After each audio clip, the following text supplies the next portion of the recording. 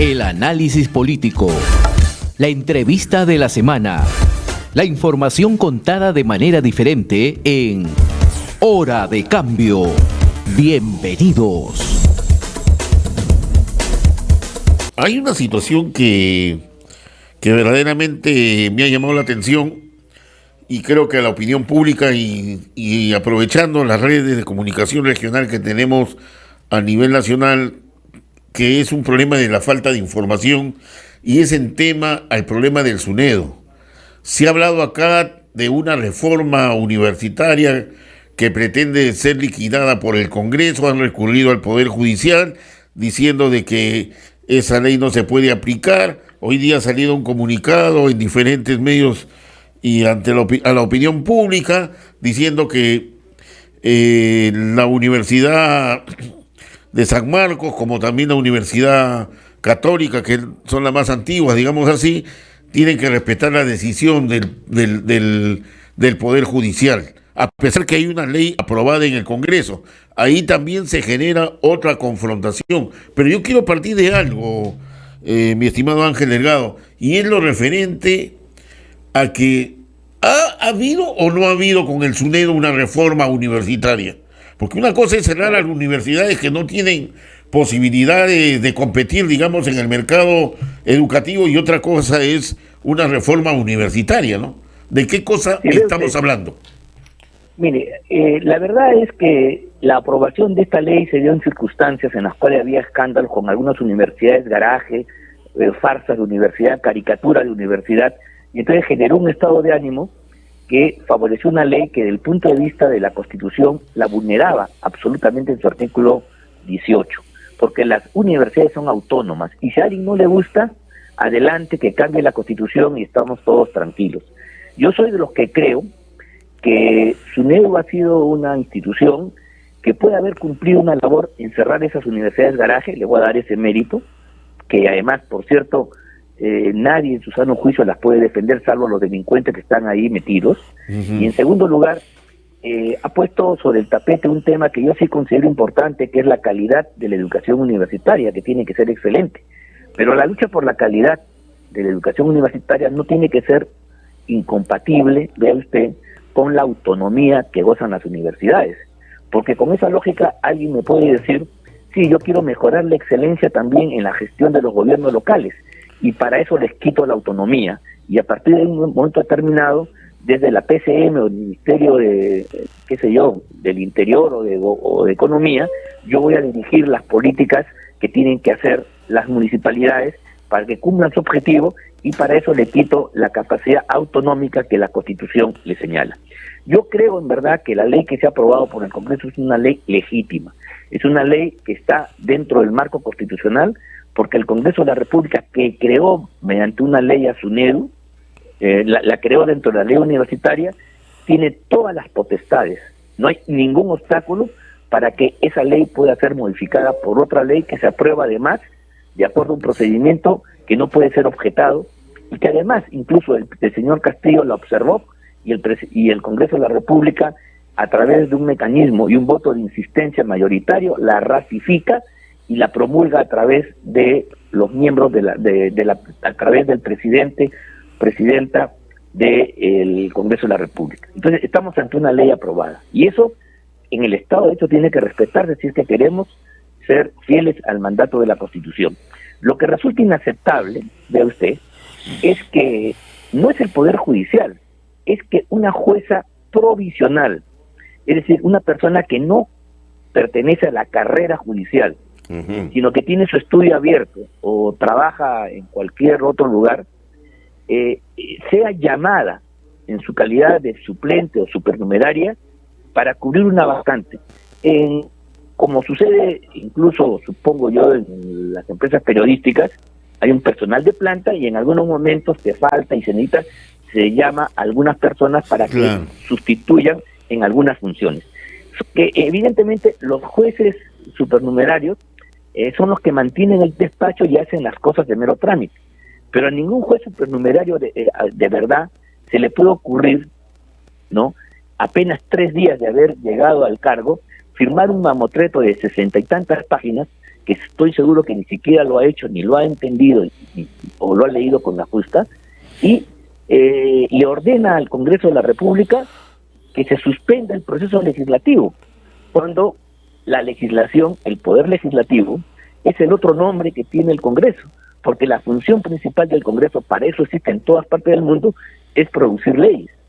Si la ley no le gusta a los señores de SUNEDU y a los caviares que están detrás, ellos tienen una herramienta que la Constitución le provee, que se llama la demanda de inconstitucionalidad, que se presenta ¿ante quién? Ante el Tribunal Constitucional. Claro.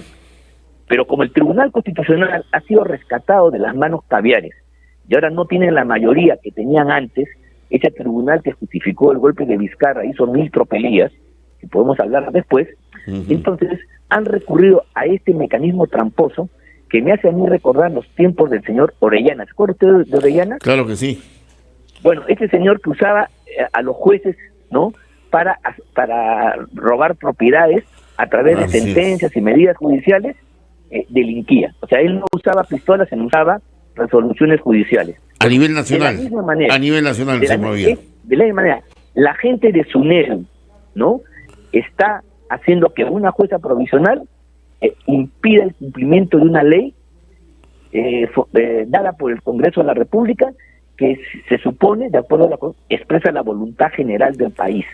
Eso es inaceptable, pero ya está sucediendo en otros casos, como por ejemplo el nombramiento del fiscal, porque al sindicato de trabajadores y burócratas de la Defensoría no le gusta, no quiere que el Congreso elija al defensor del pueblo. Ajá. Entonces, ¿cómo puede ser que mañana el Congreso de la República no va a querer que elijan pues a parlamentarios? Y de repente, no sé si hay un sindicato en Palacio de Gobierno que querrá que no elijan al presidente. ¿Se da cuenta usted de la barbaridad que estamos hablando? Esas cosas se están permitiendo. Esa es la campaña montada con millones y millones de soles, porque hay intereses económicos detrás de SUNEDU. Además, SUNEDU es un aparato del Estado, ¿o no? Claro. Es como cualquier ministerio, como cualquier dependencia. Y creada por una ley. La pregunta es, ¿un organismo del Estado tiene derechos fundamentales, que son los que se definen a través del amparo? El amparo sirve para defender nuestro derecho a la libertad, a la propiedad, los derechos de usted, mío, de los ciudadanos, pero no de los aparatos públicos. ¿De cuándo acá un aparato del Estado, ¿no?, que es un organismo al servicio de la población, puede impugnar, porque lo ha hecho SUNEDU, ese es el gran problema, puede impugnar una decisión de un órgano soberano como es el Congreso de la República? O sea, todo de cabeza.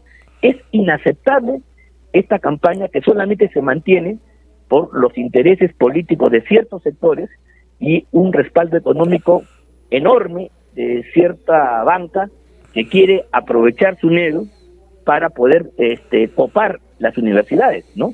Me refiero al grupo Intercop, tal como se conoce públicamente. Entonces, estas cosas hay que decirlas con toda claridad, porque bajo la retórica de la reforma universitaria, aquí se quiere vender, pues, gato por liebre. Y eso, o sea, en conclusión, para Ángel Delgado, no existe ninguna reforma universitaria desde que apareció el SUNEDU. Bueno, ya, pero...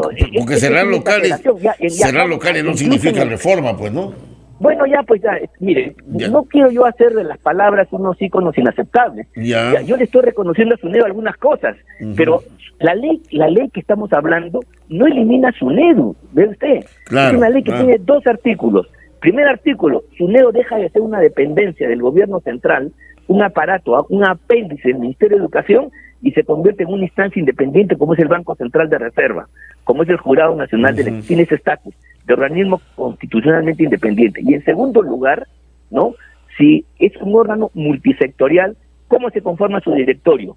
En lugar que los 7 miembros del comité directivo sean nombrados por el gobierno, llámese Ministerio del Interior, PCM, Presidente de la República, se nombra de manera tripartita, 3 representantes del gobierno central, del Ministerio de Educación, como corresponde, porque tiene que ver el gobierno en la materia educativa universitaria, 3 representantes de las universidades, 2 públicas, 1 privada, y un representante de los colegios profesionales a nombre de los egresados que, de acuerdo a la lógica de la autonomía tienen también que ver en el funcionamiento de estos organismos que, repito, las universidades son entidades autónomas. Si no les gusta, eliminen y todos felices, y entonces la educación universitaria se convertirá en un capítulo más, en un apéndice del Ministerio de Educación. Ese ministerio que no puede con la educación primaria y que no puede con la educación secundaria, ese ministerio es el que tiene que ahora controlar, administrar, dirigir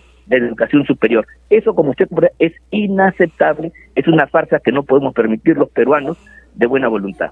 Aprovechando tu especialidad como constitucionalista, a ver, quisiera que me corrijas o estoy equivocado o no te planteo bien este tema. A ver, se presenta la acción de amparo sobre la ley del SUNEDO cuando esté en la Comisión de Educación, ¿no es cierto? Antes que sea ley. Antes que sea ley. Antes que sea ley. Es una buena pregunta. Así es. La pregunta es la siguiente. Eso significa, si mañana más tarde el gobierno, el Congreso, en la Comisión de Trabajo, estarían aprobando leyes que, por decirte, ya no reconocen la estabilidad laboral o otros derechos de los trabajadores, y la CGTP presenta una acción de amparo y el Congreso apruebe esa ley, prácticamente la acción de amparo vía Poder Judicial la paralizaría, o sea, no siendo todavía ley. Esa es la pregunta, y te pongo el ejemplo de la CGTP porque hay miles de ejemplos que en las comisiones se discuten y que de repente afectan los intereses de alguien y recurre al Poder Judicial y ya prácticamente eso muere en la comisión de... No. ¿Cómo interpretar ese papel de la comisión? Es una muy buena pregunta. Fíjate, el amparo se presenta contra un acto lesivo que se producido y también contra la amenaza de un acto lesivo. O sea, puede haber un amparo preventivo, un amparo que pretende evitar una amenaza de afectación a un derecho constitucional. Pero el proceso legislativo, vea usted, ¿no? No termina hasta que se vota. Claro. Y todos sabemos que los proyectos de ley que se presentan van a ser viendo modificados y al final hay una votación que puede incluso hasta no salir. Querer impedir la discusión, la presentación de un proyecto, por más desbaratado que sea, en su etapa de gestación, es producir un aborto inaceptable. Cuando la ley sale finalmente y vulnera algún derecho constitucional, los trabajadores, la CGTP, tienen todo el derecho de ir al Tribunal Constitucional y plantear que se está violando pues los derechos constitucionales de la sindicalización, el derecho de huelga, el derecho a la negociación colectiva, etcétera, etcétera. Ahí está. Pero en el camino no se estila, porque el Congreso está trabajando dentro de sus facultades regulares. No se puede decir que el Congreso, cuando plantea una ley, por ejemplo, para regular la estabilidad laboral, está pues buscando perjudicar directamente a los trabajadores, porque entonces no se podría hacer nada. El problema hay que ver el producto final. Si el producto final es una regulación razonable, donde, por ejemplo, pues hay una limitación para que no haya abusos en la aplicación de la estabilidad, entonces es una norma razonable. Pero eso se sabe cuándo, al final. Claro. No se sabe al comienzo. O sea, ya cuando entonces, es ley. Aquí, ya es cuando es ley. Cuando es ley, sí. Correcto. Pero hay una cosa aquí hay una cosa más grave, y vale la pregunta. Esta demanda se presentó mientras estaba iniciándose el proceso legislativo. Y entonces la demanda, que yo le he leído, dice que se deje, que se impida que se discutan los proyectos número 101, 102, 103, 100, porque eran no uno, sino 4 o 5 proyectos parecidos, ¿te das cuenta? Correcto. Entonces, bajo esa lógica, ya, ahora, ¿pero qué cosa ha pasado? Como seguramente los de SUNEDO y los caviares que están detrás no encontraron un juez provisional para estos efectos, cuando lo encontraron, ya se había producido la ley ya estaba aprobada, y en consecuencia, para la acción de amparo, cuando ya se produjo la conclusión de un hecho, ya no procede el amparo, porque el amparo, mira tú, tiene un efecto restaurador. Si mañana, por ejemplo, yo quiero defender una propiedad, ¿no? que no sea derrumbada por la municipalidad, ¿no? Y si mañana mi amparo se presenta o se resuelve cuando ya se derrumbó, ese amparo se declara improcedente por lo que se conoce con el nombre técnico de sustracción de la materia. Ya no hay materia, porque si se produjo la destrucción, lo que tiene que hacer usted, señor, es ya demandar los daños y perjuicios por haber hecho un derrumbe ilegal, qué sé yo, ¿no? Pero no se puede ya restaurar, porque no es posible pues, volver a la situación anterior. Entonces, si ya se promulgó la ley por el Congreso de la República cuando sale esta sentencia de esta jueza provisional, ya la jueza no podía pronunciarse sobre, es increíble, la sentencia está haciendo referencia a los proyectos de ley que se presentaron a eso es lo que iba, a eso, noviembre del año pasado. Claro, a eso es lo que iba. Se ha pronunciado en relación a algo que estaba en la comisión, no cuando está en comisión todavía. Claro, está en comisión. Claro.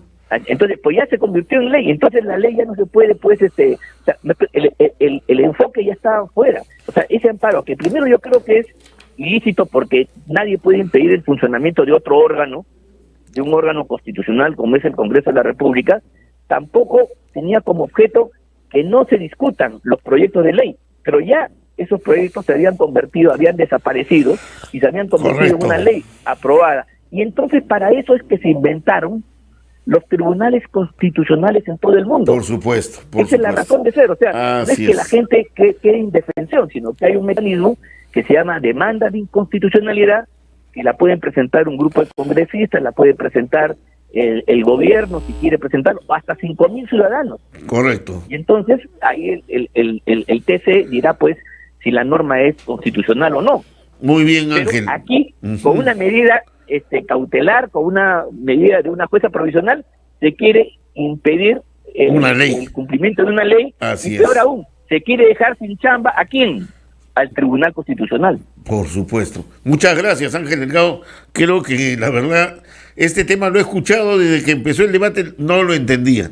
No lo entendía porque se hablaba de reforma universitaria, de cambios, se hablaba de que hay que respetar la decisión del Poder Judicial. Yo personalmente pensé que había llegado a una instancia superior de pronunciamiento del Poder Judicial. Lo que tú nos explicas, pues, demuestra pues que no tiene ningún sustento, en este caso legal, y bueno, que el Tribunal Constitucional lo resuelva, ¿no?